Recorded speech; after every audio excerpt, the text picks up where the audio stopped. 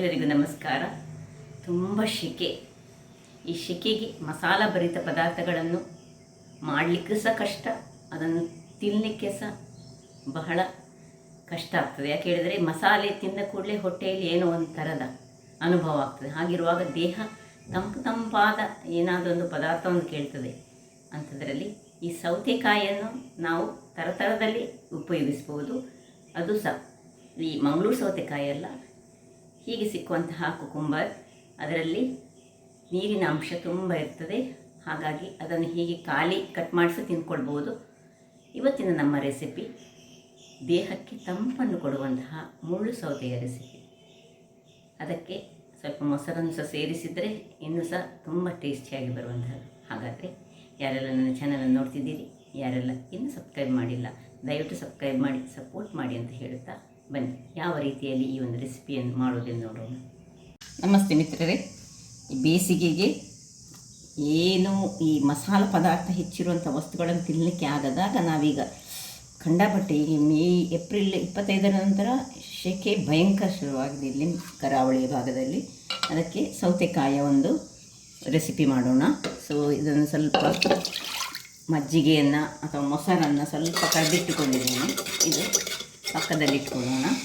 ಇನ್ನು ಬೇಕಾದ ಸಾಮಗ್ರಿಗಳು: ಒಂದು ಸೌತೆಕಾಯಿ ಇದ್ದರೆ ಆಯಿತು, ಸ್ವಲ್ಪ ಜೀರಿಗೆ, ಒಂದು 2 ಸಣ್ಣ ಬೆಳ್ಳುಳ್ಳಿ, ಒಂದು ಕಾಯಿ ಮೆಣಸು, ಸ್ವಲ್ಪ ಹಿಂಗು, ಕೊತ್ತಂಬರಿ ಸೊಪ್ಪು, ಒಂದು ಮುಷ್ಟಿಯಷ್ಟು ತೆಂಗಿನ ತುರಿ, ಸ್ವಲ್ಪ ಸಾಸಿವೆ ಮತ್ತು ಒಂದು 4-5 ಕೆಂಪು ಮೆಣಸುಗಳು ಬೇಕು ನಮಗೀಗ. ಮೊದಲಿಗೆ ಈ ಸೌತೆಕಾಯಿಯನ್ನು ಚೆನ್ನಾಗಿ ಸ್ವಲ್ಪ ಸಿಪ್ಪೆ ತೆಗೆದು ಸಹ ಮಾಡ್ಕೊಳ್ಬೋದು, ಸಿಪ್ಪೆ ಇಟ್ಟು ಸಹ ಮಾಡ್ಕೊಳ್ಬೋದು, ಏನು ತೊಂದರೆ ಇರೋದಿಲ್ಲ. ಸಿಪ್ಪೆ ಇದ್ದರೆ ಸಹ ಒಳ್ಳೆಯದು, ಸಿಪ್ಪೆಯಿಂದ ಏನು ಹಾನಿ ಅಂತ ಇಲ್ಲ. ಸ್ವಲ್ಪ ಮೇಲೆ ಬೇಕಿದ್ದರೆ ತೆಗೆದುಕೊಳ್ಳೋಣ ಸಿಪ್ಪೆಯನ್ನು. ಕೆಲವರು ಫುಲ್ಲು ಸಿಪ್ಪೆ ತೆಗೆದುಕೊಂಡು ಮಾಡ್ತಾರೆ.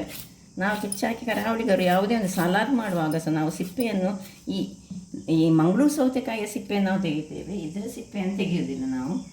ಮಂಗಳೂರು ಸೌತೆಕಾಯಿಯ ಸಿಪ್ಪೆಯನ್ನು ತೆಗೆದು ಅದರದ್ದೇ ಒಂದು ಚಟ್ನಿಯನ್ನು ಸಹ ನಾವು ಮಾಡ್ತೇವೆ. ಸೊ ಇದನ್ನೀಗ ಸಣ್ಣದಾಗಿ ಹೀಗೆ ಹೆಚ್ಚಿಟ್ಟುಕೊಳ್ತೇನೆ. ನೋಡಿ, ಒಳ್ಳೆ ಎಳೆಯದಾಗಿ ಉಂಟು.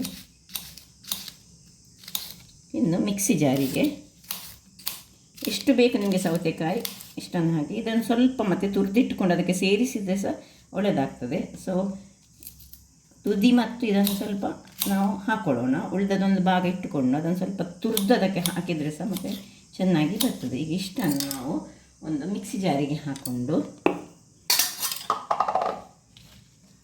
ಅದರೊಟ್ಟಿಗೆ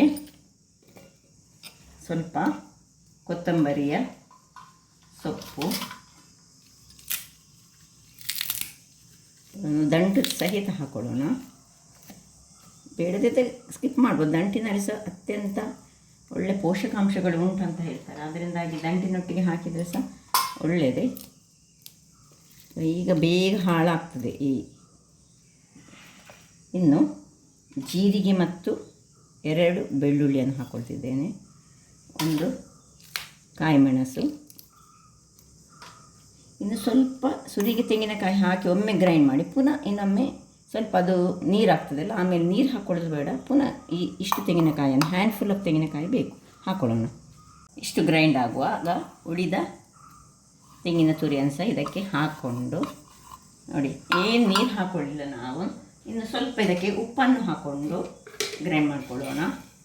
ನೋಡಿ, ರುಚಿಗೆ ತಕ್ಕಷ್ಟು ಉಪ್ಪು, ಇಷ್ಟನ್ನು ಹಾಕಿ ಪುನಃ ಗ್ರೈಂಡ್ ಮಾಡಿ ತರ್ತೇನೆ. ವೀಕ್ಷಕರೇ ನೋಡಿ, ಈ ರೀತಿಯಾಗಿ ಗ್ರೈಂಡ್ ಆಗಿ ಬಂದರೆ ಆಯಿತು. ಸುಲಭ 10 ನಿಮಿಷದಲ್ಲಿ ಮಾಡುವಂತಹದ್ದು ಇದು. ಇದಕ್ಕೆ ತುಂಬ ಗ್ಯಾಸಿನ ಅಗತ್ಯ ಸಹ ಇಲ್ಲ. ಇಲ್ಲೀಗ ಮಜ್ಜಿಗೆ, ಮೊಸರಿದ್ದರೆ ಅದನ್ನು ಮಜ್ಜಿಗೆ ಮಾಡಿಕೊಳ್ಳಿ. ಇನ್ನು ಇದಕ್ಕೆ ಮಿಕ್ಸ್ ಮಾಡಿಕೊಳ್ಳೋಣ. ತುಂಬ ಮಾಡುವಾಗ ನಾವು ಇಡಿಯನ್ನು ಸಹ ಹಾಕ್ಕೊಂಡ್ರೆ, ಇಡೀ ಒಂದು ಕುಕುಂಬರ 2 ಕುಕುಂಬರ ತುಂಬ ಮಂದಿಗೆ ಮಾಡುವಾಗ ಇನ್ನು ಸ್ವಲ್ಪ ನೋಡಿ ಒಳ್ಳೆ ದಪ್ಪ ಆಯಿತು. ಈಗ ಇದಕ್ಕೆ ಸ್ವಲ್ಪ ನೀರನ್ನು ಹಾಕ್ಕೊಳ್ತೇನೆ, ಬಿಸಿ ತಣ್ಣಗಾದ ನೀರನ್ನು ಹಾಕ್ಕೊಳ್ಳೋಣ. ಸ್ವಲ್ಪ ಒಂದು ಅರ್ಧ ಲೋಟಗಳಷ್ಟು ನೀರನ್ನು ಹಾಕ್ಕೊಂಡು, ತುಂಬ ನೀರು ಸಹ ಆಗಬಾರ್ದು. ಇದು ಅನ್ನದೊಟ್ಟಿಗೆ ಕಲಸಿಕೊಂಡು ತಿನ್ನಲಿಕ್ಕಂತೂ ಬಹಳ ಚೆನ್ನಾಗಿ ಬರ್ತದೆ. ನೋಡಿ, ಇದೀಗ ದಪ್ಪ ಆಯಿತು ತುಂಬ. ಮಣ್ಣಿನ ಪಾತ್ರೆಯಲ್ಲೆಲ್ಲ ಮಾಡಿಟ್ಟು ಒಂದು ಸಾಧಾರಣ 11 ಗಂಟೆಗೆ ಮಾಡಿ ಇಟ್ಟರೆ ಮಧ್ಯಾಹ್ನ ಊಟ ಮಾಡುವಾಗ ಇದನ್ನು ತಿನ್ನಲಿಕ್ಕೆ ಅನ್ನದೊಟ್ಟಿಗೆ ಕಲಸಿಕೊಂಡು ತಿನ್ನಲಿಕ್ಕೆ ಬಹಳ ಚೆನ್ನಾಗಿ ಬರ್ತದೆ. ಮೇಲಿಂದ ಇದಕ್ಕೀಗ ಇದನ್ನು ಸ್ವಲ್ಪ ತುರಿದುಕೊಂಡು ಹಾಕ್ಕೊಳ್ತಿದ್ದೇನೆ. ಸ್ವಲ್ಪ ಸಣ್ಣದ ರೀತಿಯಲ್ಲಿ ಸ್ವಲ್ಪ ತುರಿದುಕೊಳ್ಳೋಣ. ಇದು ಆಪ್ಷನಲ್, ಬೇಕಿದ್ದರೆ ಮಾತ್ರ ಹಾಕೋಬೋದು. ಇದಕ್ಕೆ ಬೆಳ್ಳುಳ್ಳಿ ಹಾಕೋದು ಸಹ ಆಪ್ಷನಲ್, ನಿಮಗೆ ಬೇಕಿದ್ದರೆ ಮಾತ್ರ ಹಾಕೋಬೋದು. ಸಣ್ಣದಾಗಿ ಹೀಗೆ ಮಾಡಿದರೆ ಊಟ ಮಾಡುವಾಗ ಚೆನ್ನಾಗಿ ಆಗ್ತದೆ. ಇಷ್ಟ ಆಗುವಾಗ ಇಲ್ಲಿ ನಾನು ಗ್ಯಾಸಿನಲ್ಲಿ ಒಂದು ಬಾಣಲೆಯನ್ನು ಇದಕ್ಕೊಂದು ಒಗ್ಗರಣೆ ಇಟ್ಕೊಂಡಿದ್ದೇನೆ. ಸೊ ಇದಕ್ಕೆ ಎಣ್ಣೆ ಹಾಕೊಳ್ಳೋಣ. ವೀಕ್ಷಕರೇ ನೋಡಿ, ಬಾಣಲೆ ಬಿಸಿ ಆಗುವಾಗ ಇದಕ್ಕೊಂದು ಚೆನ್ನಾದ ಒಗ್ಗರಣೆ, ತೆಂಗಿನಕಾಯಿಯ ಒಗ್ಗರಣೆ ಅಥವಾ ತುಪ್ಪದ ಒಗ್ಗರಣೆ, ಇದಕ್ಕೆ ತೆಂಗಿನ ಎಣ್ಣೆಯ ಒಗ್ಗರಣೆ ಅಥವಾ ತುಪ್ಪದ ಒಗ್ಗರಣೆ ಆದರೆ ಬಹಳ ಚೆನ್ನಾಗಿ ಬರ್ತದೆ. ಸ್ವಲ್ಪ ಒಂದು ಅರ್ಧ ಚಮಚದಷ್ಟು ಜೀರ ಹಾಕ್ಕೊಳ್ತಿದ್ದೇನೆ. ಒಂದು ಜೀರದೊಟ್ಟಿಗೆ ಸಾಸಿವೆ ಒಂದು ಚಮಚದಷ್ಟು, ಇನ್ನು ಕರಿಬೇವಿನ ಸೊಪ್ಪು, ಒಂದು ದೊಡ್ಡ ಈ ಇಡೀ ಮೆಣಸನ್ನು ಸ್ವಲ್ಪ ಅಲ್ಲಿಗೆ 2-3 ಮೆಣಸನ್ನು ಹಾಕ್ಕೊಂಡು ಇದನ್ನು ಸ್ವಲ್ಪ ತಿರುಗಿಸಿಕೊಳ್ಳೋಣ. ಕೊನೆಗೆ ಇಂಗನ್ನು ಹಾಕ್ಕೊಳ್ಬೇಕು. ಇದರಲ್ಲಿ ಇದು ಚೆನ್ನಾಗಿ ಬರಬೇಕು. ಆಯಿತು, ಇದು ಆಫ್ ಮಾಡಿಕೊಂಡು ಇದಕ್ಕೆ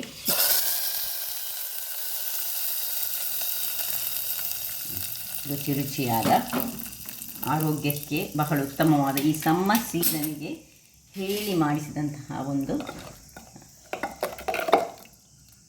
ತಂಬುಳಿ ಅಂತ ಕರಿಬೋದು. ಇದನ್ನು ನಾವು ಕರಾವಳಿಗರು ಹೆಚ್ಚಾಗಿ ಈ ಸಮ್ಮರ್ ಸೀಸನಲ್ಲಿ ಮಾಡ್ತೇವೆ, ಅಥವಾ ಯಾವತ್ತು ತಂಬುಳಿಗಳು ಬೇರೆ ಬೇರೆ ರೀತಿಯಲ್ಲಿ ಕರಾವಳಿಗರದ್ದು ಒಂದು ಮನೆ ಮಾತು ಅಂತೇಳಿ ಹೇಳ್ಬೋದು.